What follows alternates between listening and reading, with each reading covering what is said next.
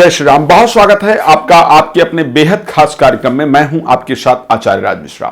प्रतिदिन आपके लिए नए नए विषय नए नए प्रोग्राम को लेकर के आता हूं और प्रयास करता हूं कि आपको अच्छी अच्छी जानकारियां प्रतिदिन दी जाए। आज भी हम बात कर रहे हैं मार्च का माह किस प्रकार व्यतीत होगा।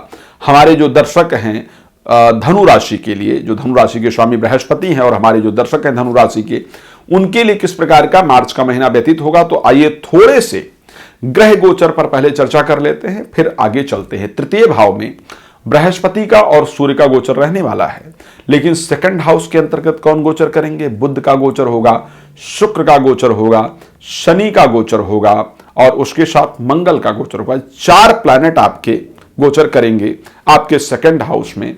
2 प्लैनेट आपके सूर्य और बृहस्पति गोचर करेंगे थर्ड हाउस के अंतर्गत, और तो 6 प्लैनेट ये हो गए।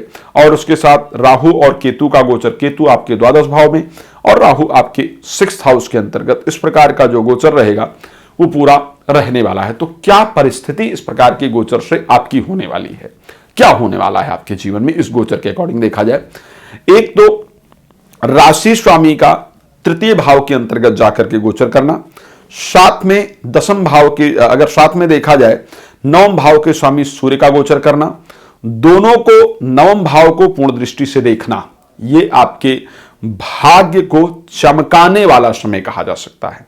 भाग्य में अच्छे रिजल्ट देने वाला समय कहा जा सकता है।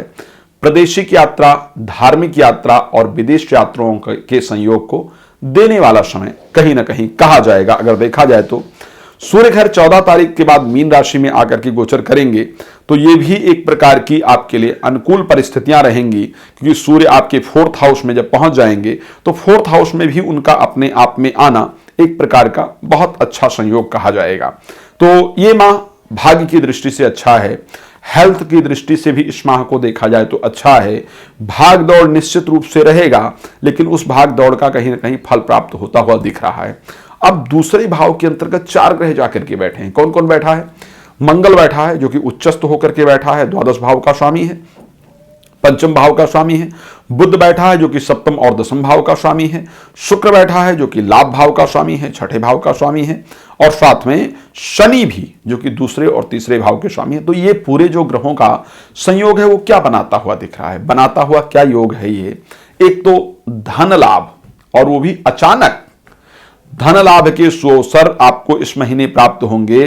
जो कार्य क्षेत्र, अगर पिता का कार्य नहीं चल रहा है और आप उसमें इन्वॉल्व होंगे या पैतृक कार्य को कंटिन्यू करेंगे, एक तो पिता के कार्य की मिलने की संभावना है, यानी जो पिता कार्य करते थे उस कार्य को आपके मिलने की संभावना है। बहुत सारे लोग ऐसे हैं जिनको पिता की नौकरी आदि कारणवश पिता नहीं रहे, या कुछ ऐसी परिस्थिति है, पिता से संबंधित कोई केस चल रहा है, या पिता के प्रॉपर्टी के लिए लड़ रहे हैं, या पिता ने कुछ चीजें रखी थी उस पर और लोगों ने कब्जा किया है, उसके लिए आप फाइट कर रहे हैं।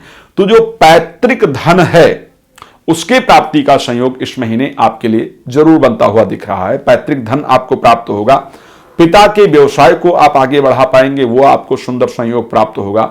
इंटरव्यू इत्यादि में जा रहे हैं तो आपको वहां पर सफलता प्राप्ति का जो संयोग है वो निश्चित रूप से बनेगा। तो अगर आर्थिक परिस्थिति के अकॉर्डिंग देखा जाए तो ये जो सारा संयोग है वो आपके लिए निश्चित रूप से बन रहा है। लेकिन एक और चीज है, एक तरफ द्वादश भाव में केतु गोचर करेंगे, द्वितीय भाव के अंतर्गत आकर के मंगल गोचर करेंगे, द्वितीय भाव में पापक ग्रह मंगल और शनि गोचर करेंगे। आपकी राशि क्या हो गई? पाप करतारी योग के अंतर्गत जाकर के विराजमान हो गई।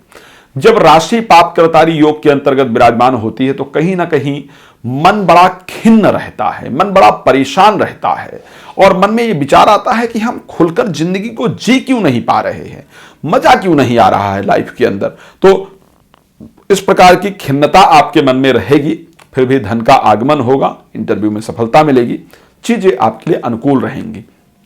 ध्यान रखिए, संस्था आपकी प्रत्येक तरीके से मदद करता है। चाहे वो रत्न आपको प्राप्त करना होता है तो ओरिजिनल रत्न, जो नेचुरल रत्न है वो हम आपको प्रोवाइड कराते हैं।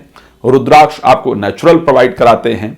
जब यज्ञ अनुष्ठान वगैरह प्रॉपर तरीके से विधि से कराते हैं तो आप उसके लिए संस्था के माध्यम से संपर्क कर सकते हैं।